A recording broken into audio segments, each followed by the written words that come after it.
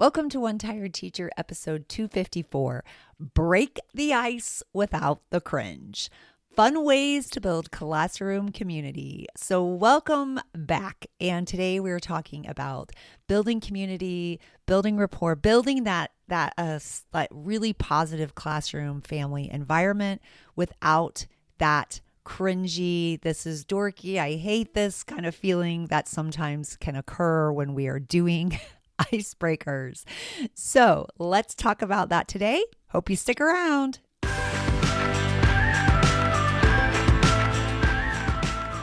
Welcome to One Tired Teacher.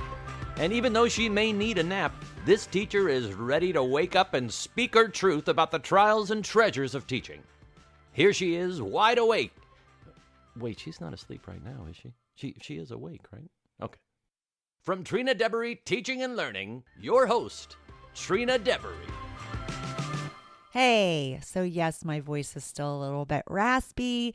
I'm batch recording, which means I'm recording all of this at the same time. So last week's episode, I had a little raspy voice. This week's, it's going to be that way probably for the month of August. Unfortunately, so I'm so sorry about that. Eventually my voice will be back. All right, so welcome back to One Tired Teacher. Okay, I want you to raise your hand if you've ever cringed your way through an icebreaker. Yeah, same. But let's have some real talk here. Helping students feel safe, seen, and connected early makes everything else go smoother. I feel like I need to say that again. When kids feel safe, seen, connected, loved, cared about, when this happens, when we build this community, it makes our lives 1,000 times easier. It makes everything better for the kids. It makes everything better for the teacher. So today we're going to talk about how to build a classroom community without the awkwardness. I'm going to share some of my favorite low pressure ways to help kids connect and how to keep things light but meaningful during those first few weeks. Okay, so let's talk about it. Why icebreakers matter and why teachers hate them. Okay, so connection builds safety and safety fuels learning. It's like the Maslow, that saying that they say about you got to do, I don't know. It just went right out of my head. So just ignore that. It's just important for kids to have their basic needs met before any kind of learning occurs. So when they feel safe and they feel connected, their brains are able to actually learn. But we don't want to be cheesy or do these forced activities that make kids uncomfortable or like, oh gosh, or roll their eyes. I think this is easier in the elementary grades because I think most kids will think it's fun. I think when you're talking about middle school and high school, it starts to feel more cringy, but I think we're pretty safe in elementary school. I don't know, maybe fifth grade starts to think it's a little bit cringy. So we have to be maybe even fourth grade. I found that my second graders were like, okay, here we go. And they were good. So, just keep that in mind. But they, some of our ideas, they don't always land. And sometimes kids are like, what are we doing?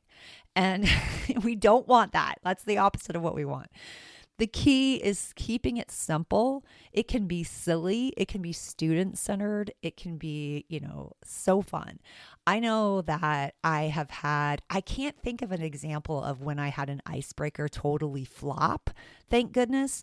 Like most of the time, every time I can actually think of, kids actually loved it, whether it was like a find someone who, or a would you rather, or, a pair, a partner pair share, or a four corners, or something like that. Like the moving around, any kind of Kagan cooperative learning activity, my kids really loved that.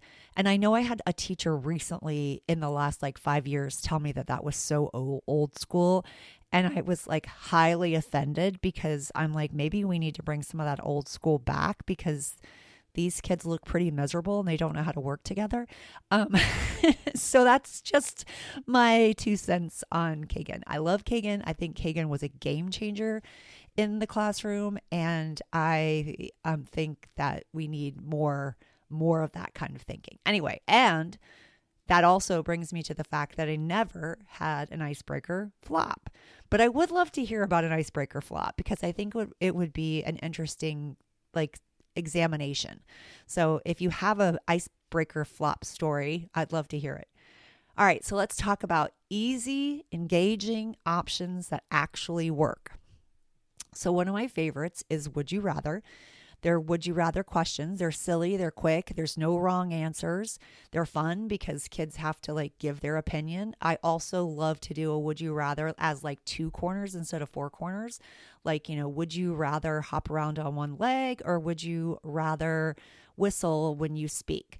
And would you rather hop around on one leg? You're going to go to this side of the classroom. If you'd rather whistle when you speak, you're going to go to this side of the classroom, and then kids go to their choice. And then they have a discussion with the people that are there about why they picked that. And then they have a cross communication with each other. Like, why did you pick this? Why did you pick this? And I just think that's can be really fun. It gets kids up and moving. It also gets kids thinking. It adds an element of, of fun to an already fun would you rather.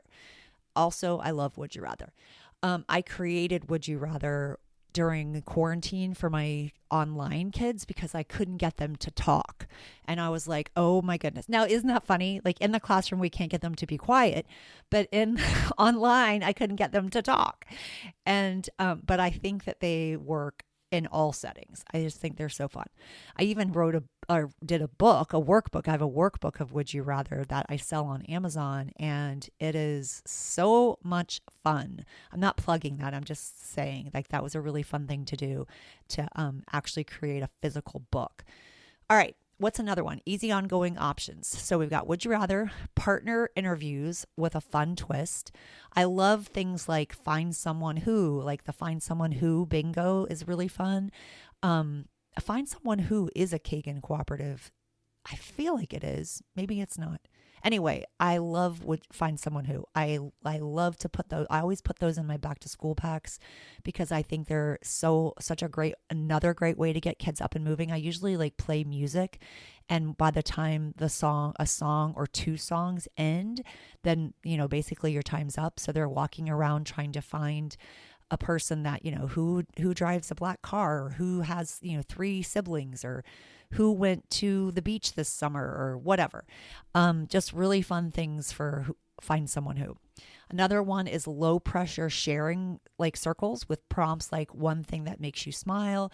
I think you could also do like an inside outside circle for these. You don't necessarily just have to be in a circle. Like an inside outside circle is a cake and cooperative learning. So you've got an inside circle and you've got an outside circle, and you rotate however many times you decide, and then wherever that person, maybe it's the inside circle that rotates and the outside circle stands still, and then when you tell them to turn 5 times, and then they get to that new partner, and then they share like one thing that makes you smile, and the other person shares one thing that makes them smile. Another fun one is a book-based community builder, like a read aloud, a discussion, maybe art. I like to do makerspace. I like to add in some makerspace with books, so that they are thinking critically and problem solving. I think that can be really fun. I always do a Find Someone Who. That is my actual go-to one. But I think that there are, a million different fun, easy icebreakers that we can do in the beginning of the year. And we want to make them as enjoyable as possible. And also, if there's any chance of getting movement in, it really, really helps younger kids. I think it helps everyone. I feel that way as well. All right. So building routines around connection. So we want to make connection a daily habit, not a one and done. We don't want to just do like a team builder or a class builder one time and that's it. Like we want to make this a regular occurrence. We can do things like morning meetings, buddy chats, check-in journals. All those kinds of things are really great about, building in the connection, as well as like breaking the ice for the day. It can be breaking the ice at the beginning of the year. It can be breaking the ice, every single day. We want to let students see us also model vulnerability and joy. And I think that when when we allow ourselves to share our personal stories or share our personal feelings, it helps build trust early on, and it makes classroom management 10 times easier. And that is such key. Okay, so if you're looking for something fun to get started, I've got a free Would You Rather Back to School edition. This is a shorter one. I do have longer versions. I do have a long packet, and then I do have that workbook on Amazon. That I guess is a plug, but anyway, I do have a free one for you. It's Would You Rather Back to School, and it's great for morning meetings. It's great for transitions or just bringing a little laughter into that first week of school. And I'm going to try to tell you an easy URL, but I'm also going to drop it in the show notes. So it's Trina Debery, teachingandlearning.com/ Would You Rather BTS. Would you rather BTS, all one word. Would you rather BTS? I feel like I'm rhyming.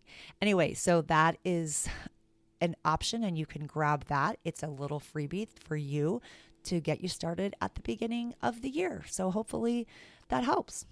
All right, so let's wrap this up. So back to school doesn't have to mean stiff name games and groans. A little lightness goes a long way, and you deserve a classroom that feels joyful from the start.